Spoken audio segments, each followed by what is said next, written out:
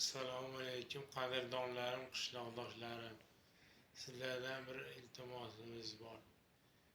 Mana berasam uchun 25 million AQSh dollari hozirgi kunda zarur bo'lyapti. Sizlardan iltimos, uyda boquvchisi yo'q. O'zim ishlardim, o'zim topardim. Hozirgi kunda dadam ham insult uyda yotibdi. Hozir boquvchisiz qoldik.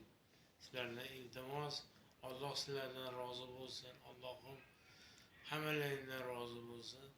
Sizlardan iltimos, yordam berishlaringizni iltimos qilaman. Buni davolataman deb bittagina bolam endi o'zi og'rib qoldi. O'zi og'rib yurardi, 1-2 marta lecheniya olib yurardi. Endi og'rishlarda ishladimmi bilmayman. 1 yildan beri yaxshi bo'lolmay qoldi. Doktor 10 kun uyda tursa, 10 kun bansada yotadi.